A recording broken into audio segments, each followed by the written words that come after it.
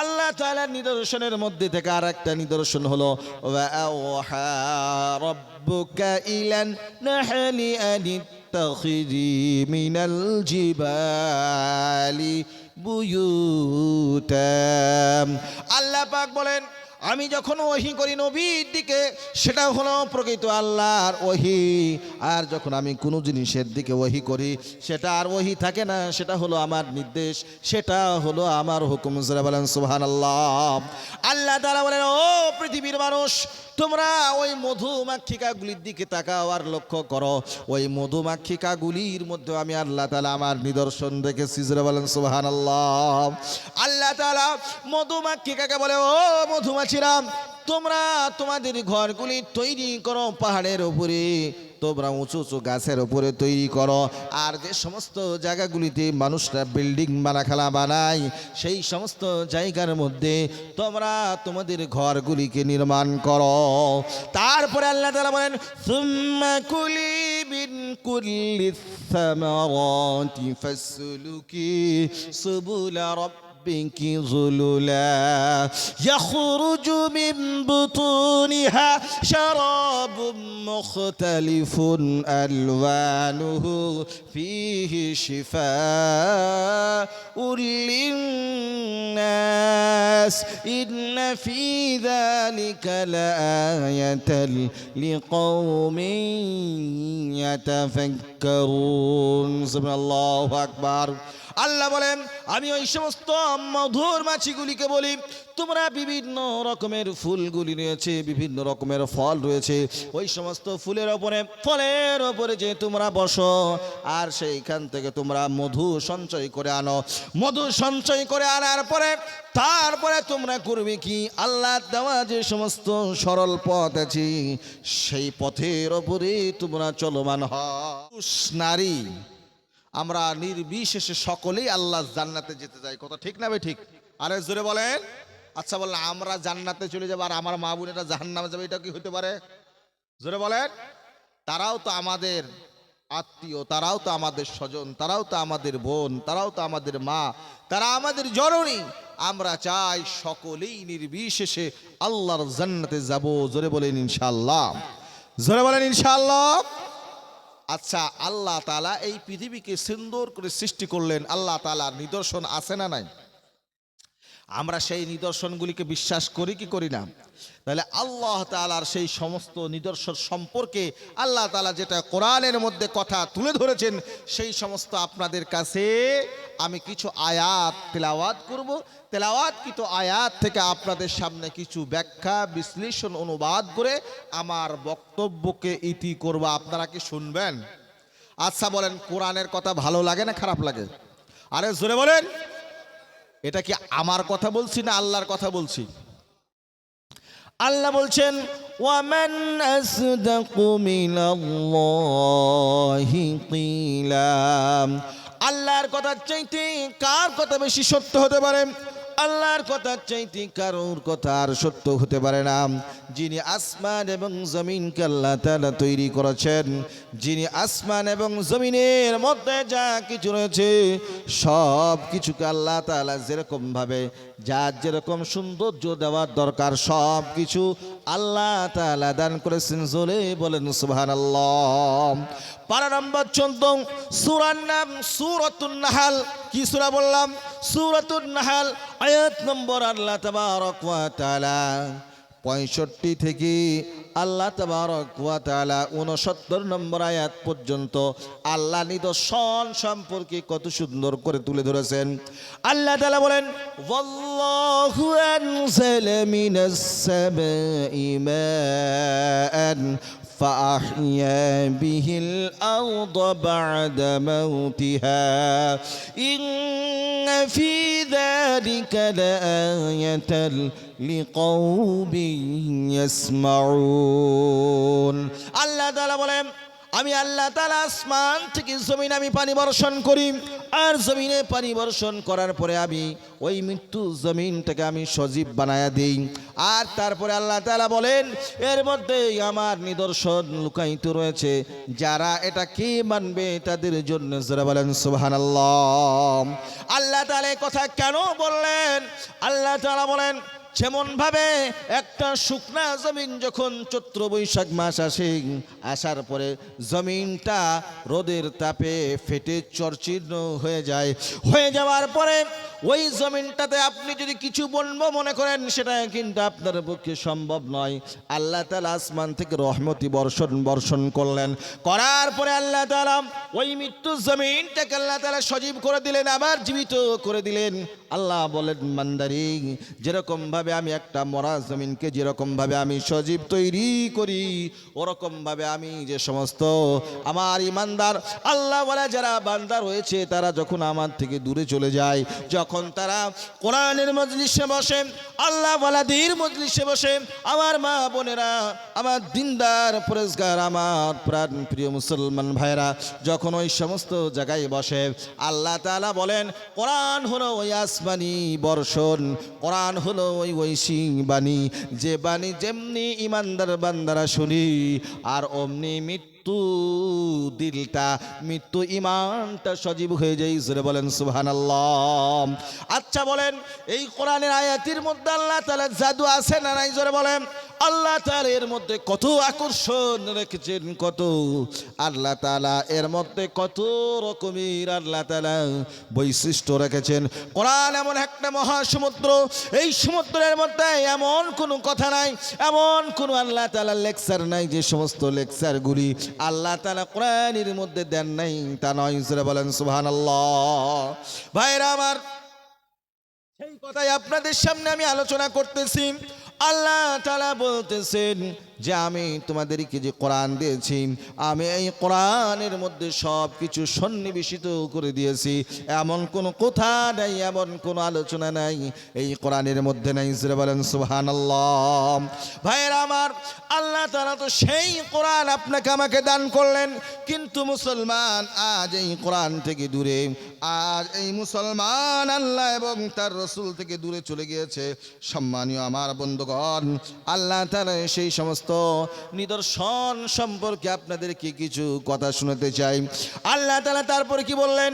ওয়া ইন্না লাকুম ফিল আনআমি লাইবরা নুসকিকুম মিম্মা ফি বুতুনিহি মিন বাইনি ফারসিন ওয়া দামিন লাবানান খালিসান সাইগাল লিশ-শারিবিন।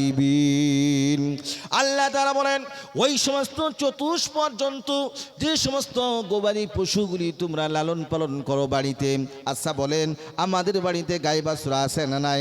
আমাদের বাড়িতে ছাগলগুলি আছে না নাই? আল্লাহ বলছেন ওই সমস্ত পশুগুলি তোমরা তো তার দেখাশোনা করো, সেগুলোকে তোমরা লালন পালন করো, তারা ঘাস খায়, তারা খোল খায়। আচ্ছা বলেন ওই খোলের মধ্যে কি দুধ আছে নাকি? ওই খোলের মধ্যে কি রক্ত আছে নাকি?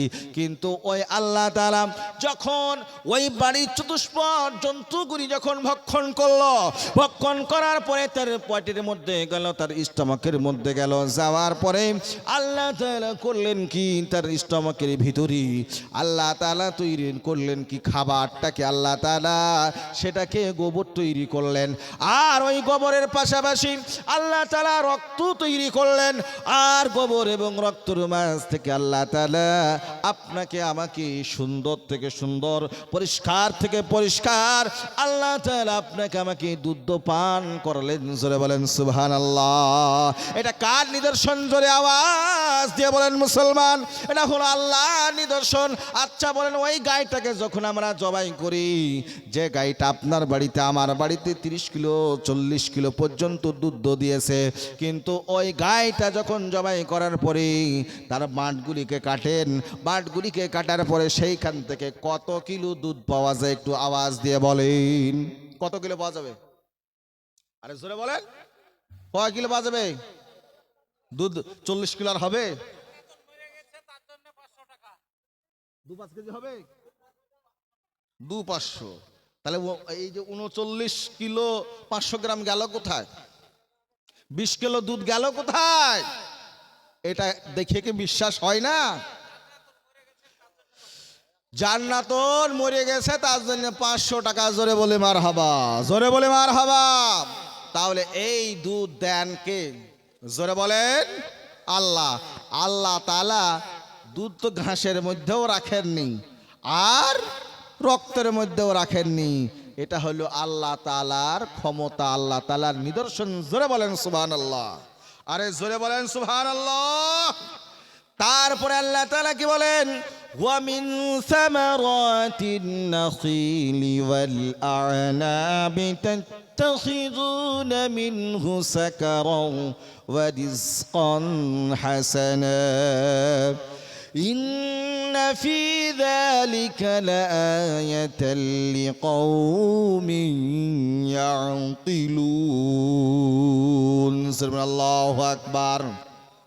আল্লাহ বলেন আমার আর একটা নিদর্শন হলো ওই সমস্ত নিদর্শনের মধ্যে থেকে যে সমস্ত খেজুর গাছগুলো তোমরা দেখো, ওই সমস্ত খেজুর গাছগুলি থেকে আমি তোমাদেরকে খেজুর দেই, আঙ্গুরের গাছ থেকে তোমাদেরকে আঙ্গুর দেই।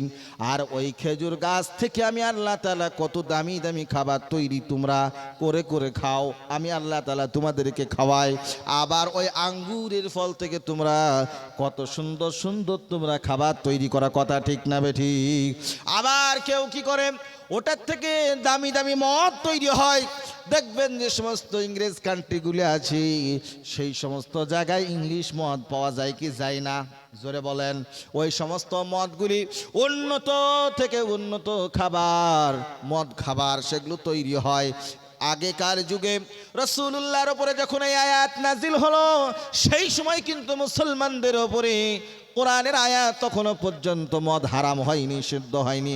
এই সময়কার এই আয়াতটা আল্লাহ তাআলা নাজিল করেছেন। জোরে বলেন সুবহানাল্লাহ। কিন্তু আল্লাহ তাআলা পরবর্তী সময়ে দেখলেন মানুষের মধ্যে ব্রেন, মস্তিষ্ক ঠিক থাকছে না, যার কারণ থেকে আল্লাহ তাআলা নিষিদ্ধ করে দিলেন। জোরে বলেন সুবহানাল্লাহ। ভাইরা আমার, এই খেজুরের গাছের আমরা রস খাই, আবার এই রস যখন চলে যায়, আবার রসের পরে আবার আপনার খেজুরের মৌসুম আসলে খেজুর গাছে আপনার খেজুরের ফল দেয়। খেজুরের স্বাদ কত! সামনে রমজান মাস আগত, এক একটা খেজুরের দাম কত! যারা মক্কা এবং মদিনাতুল মুনাওয়ারাতে যায় সেখানে আজওয়া খেজুর পাওয়া যায়, যে খেজুরটার দাম 5 থেকে 6 হাজার টাকা কিলো। কত হাজার? 5 থেকে 6 হাজার টাকা কিলো। ওই সমস্ত খেজুরগুলি মানুষ কিনে আনে, আর আমাদের এখানে 100 টাকা কিলো খেজুর পাওয়া যায়। আচ্ছা বলেন, ওই খেজুর আর এই খেজুর কি সমান? খেজুরের মধ্যে বিভিন্ন রকমের কোয়ালিটি আছে। যারা মক্কা শরীফে গিয়েছেন, মদিনাতুল মুনাওয়ারাতে গিয়েছেন, তারা যাওয়ার পরে দেখবেন সেইখানে কত রকমের দামি দামি খেজুর রয়েছে। এই সমস্ত খেজুরগুলি পৃথিবীর মধ্যে উন্নত মানের খেজুর। এই সমস্ত খেজুরগুলি খেলে পারে আপনার আমার শরীরের মধ্যে গরম আসবে, আপনার আমার ক্ষমতা বাড়বে, আপনার আমার শরীরের মধ্যে পাওয়ারফুল এনার্জি আসবে। এই সমস্ত খেজুরগুলিকে তৈরি করেছেন, জোরে বলেন, আরে জোরে বলেন, আল্লাহ তাআলা তৈরি করেছেন। আবার এই যে সমস্ত আঙ্গুরগুলি, এই যে গরমের মৌসুম যখন আসে সেই সময় আঙ্গুরের কত টেস্ট হয়, সেই সময় দেখবেন আঙ্গুরের বাজারও সস্তা হয়। আল্লাহ তাআলা সেই সমস্ত আঙ্গুরগুলি আপনাকে আমাকে খাওয়ান কি খাওয়ান না? আরে জোরে বলেন না। আল্লাহ তাআলা সেই সমস্ত আঙ্গুরগুলি আপনাকে আমাকে খাওয়ান। সেই সমস্ত আঙ্গুরগুলি দিলেন কে? এই সমস্ত আঙ্গুরগুলি এমনি এমনি হলো নাকি? আল্লাহর হুকুম ছাড়া এগুলো হয় নাই।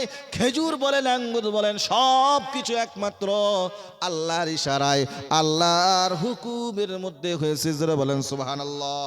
আল্লাহ তাআলার নিদর্শনের মধ্যে থেকে আর একটা নিদর্শন হলো, ওয়া আওহা রাব্বুকা ইলান নাহলি আনিত্তাখিযি মিনাল জিবালি বুয়ুতা।